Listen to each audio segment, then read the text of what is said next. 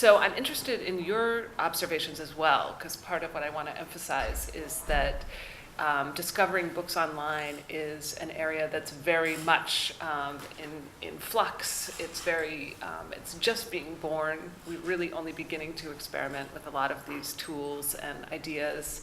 And so as writers who are creating your work now, and you're sort of in this gestation period, being aware of some of the larger issues that the publishing industry is facing in terms of enhancing discovery online, making it easier for readers to find books, you'll be part of that process. And as you're writing and absorbing and reading and watching what other authors are doing, I think you'll be seeing some very interesting experiments in ways that people are trying to engage with these new processes. And the excitement of it is that there's a lot to be invented.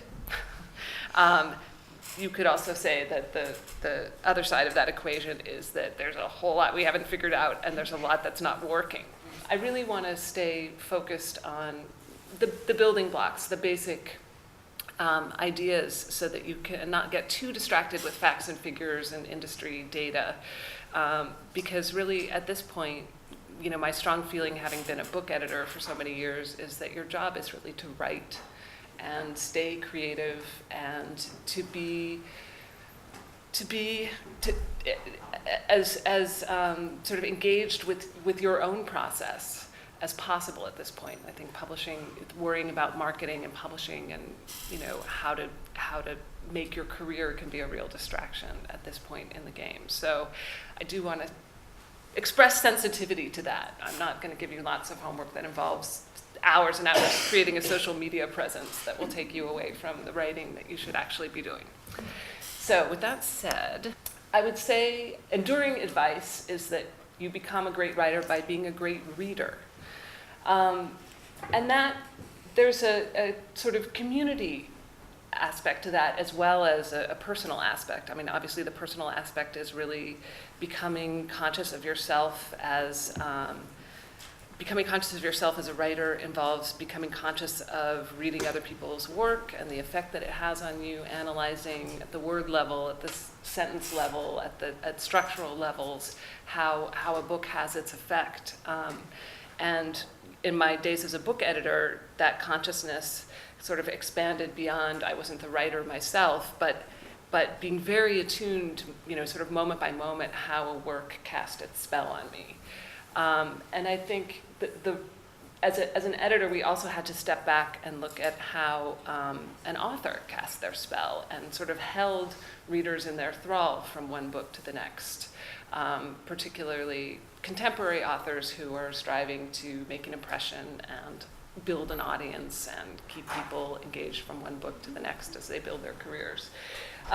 So anything's new that's new to you, right? So even if it's 100 years old, you can be sort of madly swooning in love with Lolita or whatever. It doesn't have to be published yesterday, and that's kind of one of the things that I find heartening about the internet is that it brings a sort of flatness. There's so many books available. There's not just this relentless focus of the bookshops on what came out this week or in the last few months, but really anything that's available is now broadly available. I say secret sauce because in the States that's what makes the Wendy's hamburger more appetizing than the McDonald's hamburger. But there's a subtlety here, I guess, that I want to touch on as well, because it's not just those vehicles. It's trusted sources. It's an author who really knows her genre, who's writing about what's happening, and people, whose taste appeals to her. And it's about community, that community of authors, or in a bookshop. A bookshop is a community also, obviously, particularly independent ones, with their sort of careful curation of titles and knowing community tastes and sensitivities. And also, you touched on something related to community, which is that someone recommending a book to you is very personal, actually. And there's something wonderful about knowing that if you buy a book, you'll have someone to talk to about it. And I think for a lot of people, it's that books are that connection, that we think of it as a solitary individual experience to read a book. You're in communion with the author, but I think that there is this broader social aspect. And, I know people who won't read a book if they don't think anyone else is reading it. They, want credit for what they read. Their reading time is limited, and they want to be able to sort of get as much social mileage out of it as they possibly can. And that's nothing wrong with that. So, but I do think community is an important aspect. And then what makes you buy a book? Delight, that idea, blue, a treasured object, something that, just makes you happy to see it on the table, that captures your attention out of everything else. And I think that aspect, that quality of delight, even if it's Lolita, a well-known book, but it holds, a message that's very relevant in the present, or it's the book your, uncle loved, and it's the source of connection between you, or there are lots of ways that I think a book can sort of arise and be a source of delight and capture attention that way. There's also the element of repetition, seeing something, hearing about it on the BBC, and then seeing it in a store, and then reading about it on a blog, and this kind of echo effect. I think it takes a lot more to break into our consciousness today, just because we're so much more flooded with information. When I entered the book industry, the conventional wisdom was that it took like 5 to 7 repetitions of a book before there was a purchase. So you might hear about it, through several media sources, and then a friend talking about it, and see it in the bookstore, and then make the sale. Whereas now, publishers are having a harder time connecting with those wide audiences when they send an author out. So they're not getting the big TV hit where everyone, nationally becomes aware of a book. But they have to go to more sources that have more fragmented audiences. So it can be up to 20 times repetition. They have to work harder to get less coverage and time it all really carefully so that people are hearing about a book in a short enough window of time that they can produce a sale that will have an effect that will drive the book onto a bestseller list or what have you. So repetition is important. And resonance, I think that's the kind of, no one can control that. It's like you can hear about anything, but it has to reverberate with you somehow, that you feel you need to spend the time and the energy to engage with that book. So, and that goes back, I think, to the communion between author and reader. It's they have to, whatever their message is, it has to strike a chord with you. So that's a lot to get across in a postage stamp size book jacket or in a short interview on the radio. So let's look at a few ways that digital book discovery expands on some of those traditional forms of discovery. Digital book discovery, when people are looking for books online, it's a lot about the words you type into the search engine. And making sure that you're using words that everyone else is using to describe a particular topic. Sometimes there are nuances, or you have to almost kind of access a universal language to get the best results. And your own way of putting words together might not be the most common way, and therefore not get the best results. So as authors, I would it's finding that balance between understanding how most people are talking about your topic and then how you want to talk about the topic, and creating some sort of relationship between the two. But I think we're at a point where not being aware of what the general conversation is around a particular topic, whether it's, autistic children or, anything that is maybe a little bit specialized, that awareness is crucial. And images too are increasingly searchable. And I'm not sure that people are searching on book jackets now so commonly, but it is possible. You can take an image and drop it into Google Images. Like if you have a JPEG, or you grab an image from the web, if you just say you see like a tiny little book jacket that you can't completely read all the type on it, you can't read the author's name, you could actually drop it into the search box on Google, and it would find that image for you. You could probably find a larger version of that image and read whatever you were looking for on the title. So it's not really happening now, but it will happen. So images and the visual side are, definitely an interesting element to keep in mind. Okay, so metadata is a fancy word for really the basic information about a book. Title, author, publisher, price, description. And at this point, it's still a major challenge for most publishers to get that information loaded into digital systems in a way that they can be read across all systems, and the right information shows up in the right place at the right time. And there are all these nuances to how this information is arranged in retailers, and you can lose subtitles by putting them in the wrong slot, and so then the book doesn't display appropriately on the web page, and crucial information about the content of the book might be lost if it's not input in the system correctly, or it's not even there. I mean, this is so hopelessly basic, and yet actually feeding this information through the industry is a major preoccupation of most publishers and retailers. So how this affects authors is that increasingly, as part of this metadata, the book is categorized according to its, what shelf on the bookstore it would fit into, or its content. And those keywords are becoming more and more important in how the book is found on a retailer's website. So where in the past a book might be just categorized as a memoir, now it's possible to tag it as a father-son memoir about a tennis champ who, had a drug addiction in a period of his life, and sort of all the subcategories of the text can now be made salient through search. And if someone wants to read a memoir about, a drug-addicted tennis star, they could find that. If someone wants a really, in recovery, we'll give him that.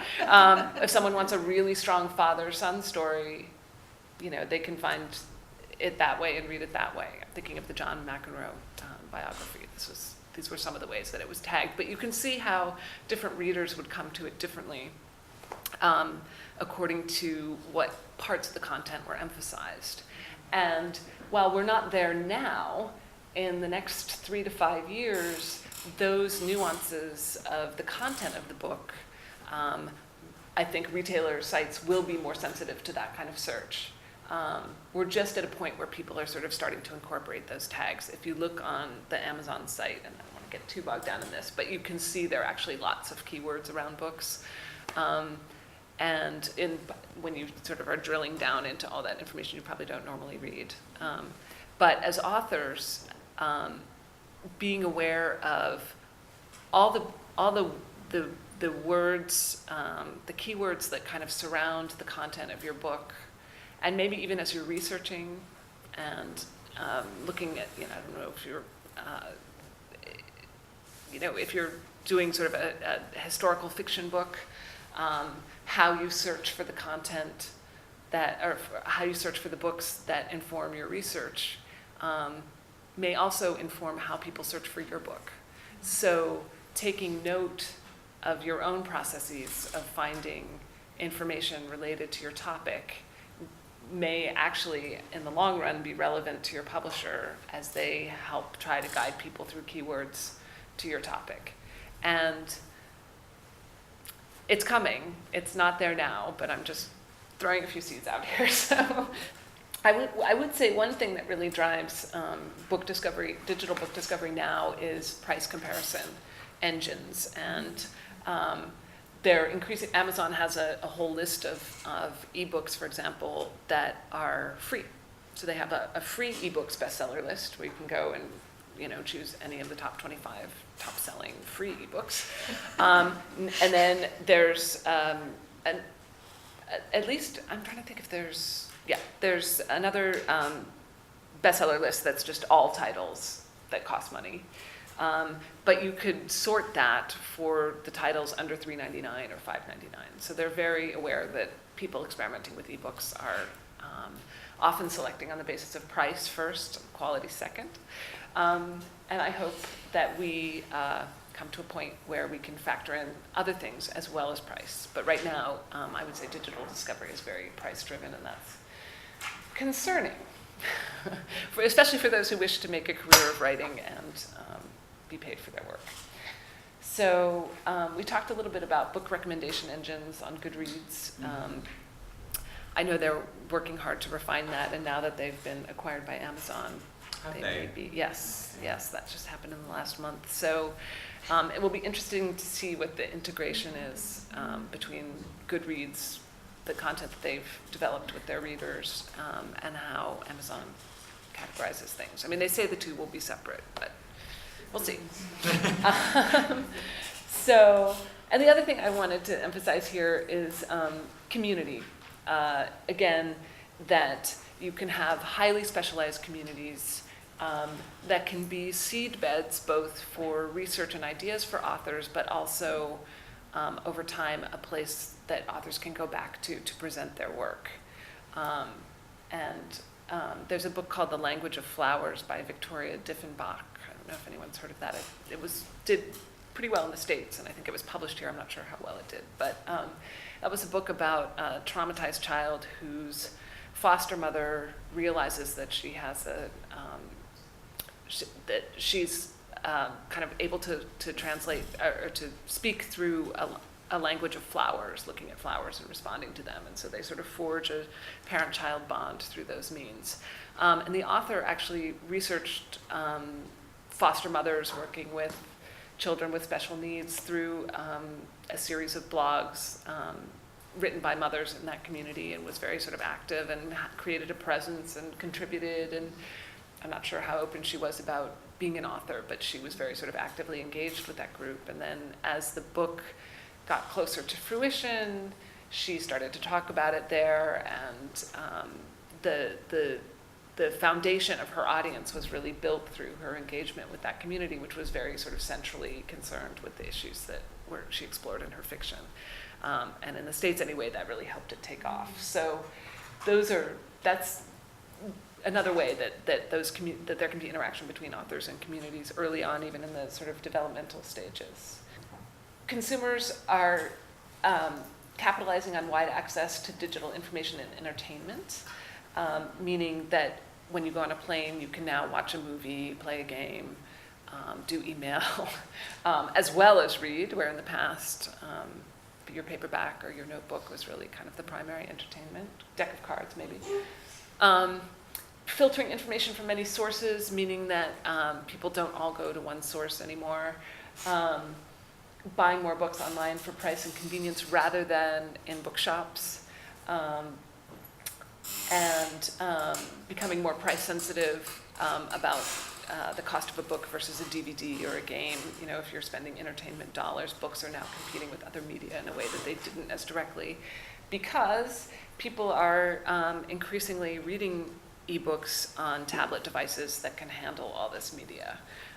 The initial push for dedicated readers was to read on e-ink readers, you know what I'm talking about, like the Kindle and the Nook, that basically you can mostly just read books on them. And now obviously those expanded to have tablet capabilities, but now most people are reading on a device that can handle multimedia. So that's been a shift in the last 3 years. And all of these things are having an effect on the larger economy of books and reading. The big problem, which for the industry and for authors as well, and which I think you will find that you're enlisted to solve in your sort of creative struggle to be seen and read, is that while browsing in bookstores still drives the majority of book sales, stores are disappearing because more people are buying books online, print books and ebooks. But online discovery isn't compensating for that. Only 7% of people in the States say that they have bought a book through an online recommendation or an online source that really sparked their sale. And 65% of them are reading digitally.